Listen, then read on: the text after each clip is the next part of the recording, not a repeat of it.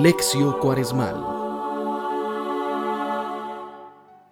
Ven Espíritu Santo, ven en nombre de nuestro Señor Jesucristo, te pedimos que la luz de tu presencia nos ayude a meditar la palabra, a comprender la palabra. Te pedimos, Espíritu Santo, que desciendas en todos nosotros y en todos los televidentes de Cristovisión que en este momento están participando de este ejercicio de la Lección Divina. Un saludo para todos ustedes, queridos hermanos. Los abrazo con el corazón. Vamos a meditar la palabra de Dios tomada del Evangelio de San Mateo en el capítulo 5, versículo 17 al versículo 19. Lectura del Santo Evangelio según San Mateo. En aquel tiempo dijo Jesús a sus discípulos: No crean que he venido a abolir la ley y los profetas. No he venido a abolir, sino a dar plenitud. En verdad les digo que antes pasarán el cielo y la tierra que deje de cumplirse hasta la última letra o tilde de la ley. El que se salte uno solo de los preceptos menos importantes y se lo enseñe así a los hombres, será el menos importante en el reino de los cielos. Pero quien los cumpla y enseñe será grande en el reino de los cielos. Palabra del Señor. Vamos a ubicarnos en el contexto donde se encuentra este texto. Recordemos todos nosotros que desde el capítulo 5, versículo 1, dice que Jesús, viendo la muchedumbre, subió al monte. Este dato es muy importante y luego nosotros llegamos al capítulo 8 y dice, cuando bajó del monte, fue siguiéndole una gran muchedumbre. Es decir, el contexto de este texto se llama el Sermón de la Montaña. ¿Y por qué se llama así? Porque inicia precisamente con la palabra monte y cierra con la palabra monte. En este contexto, Jesús comunica la palabra a través de 22 discursos programáticos, discursos pequeños, pero que indican un programa de vida, por eso se llaman discursos programáticos.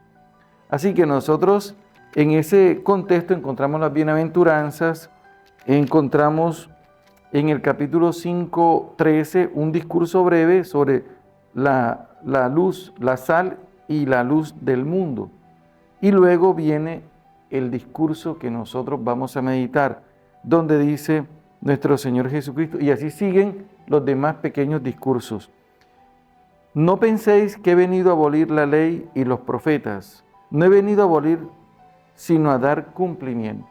Y nosotros, como estamos en el contexto del Sermón de la Montaña, inmediatamente comprendemos que Mateo escribe su Evangelio porque quiere mostrar que Jesús es el nuevo Moisés, ya que Moisés en el Antiguo Testamento, en el libro del Éxodo, en el capítulo 19, dice que Moisés sube a la montaña al encuentro con Dios, a encontrarse con Dios, y luego baja y trae la palabra que Dios le comunica a todo el pueblo.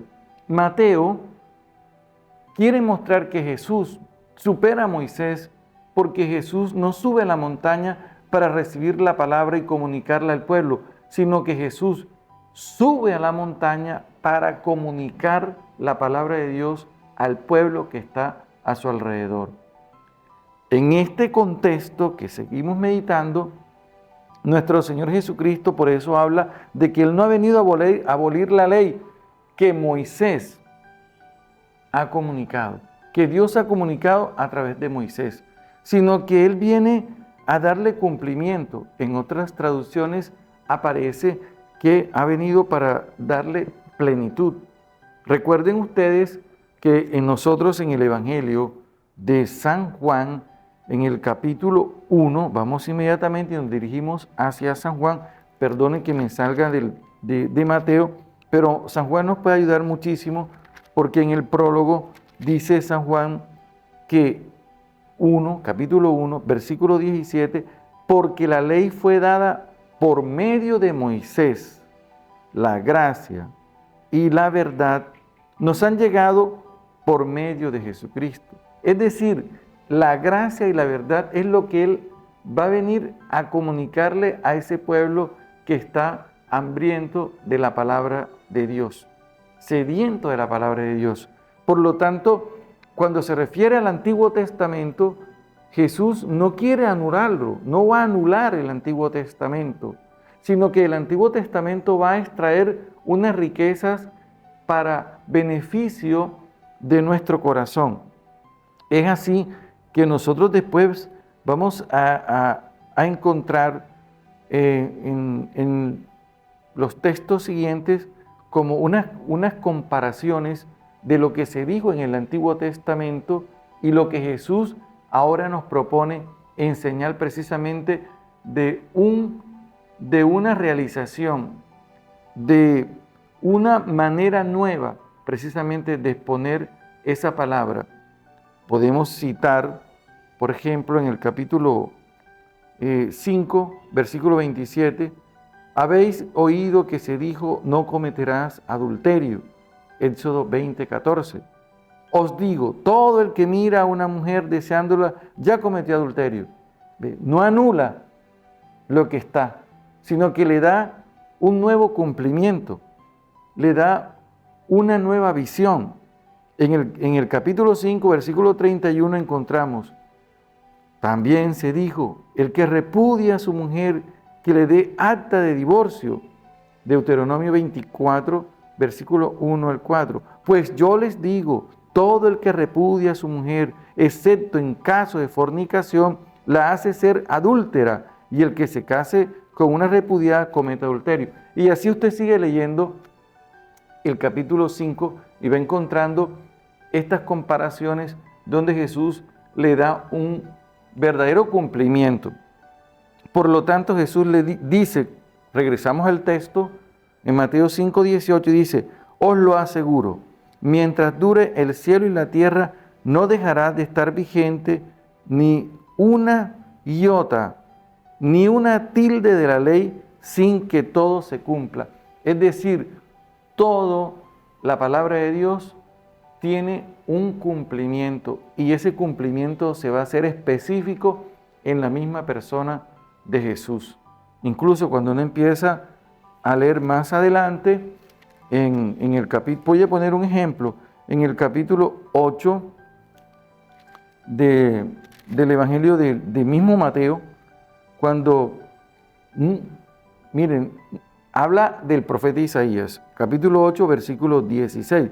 Al atardecer le trajeron muchos endemoniados. Él expulsó a los espíritus con una palabra y curó a todos los enfermos para que se cumpliera lo dicho por el profeta Isaías. Y cita al profeta Isaías. Él tomó nuestras flaquezas y cargó con nuestras enfermedades. Isaías 53, versículo 4. Está hablando de un texto del Antiguo Testamento, específicamente el profeta Isaías, pero se está cumpliendo en la persona de Jesús. Por lo tanto, Jesús dice, no dejará de cumplirse la palabra de Dios. No dejará de realizarse esa palabra en relación a su persona.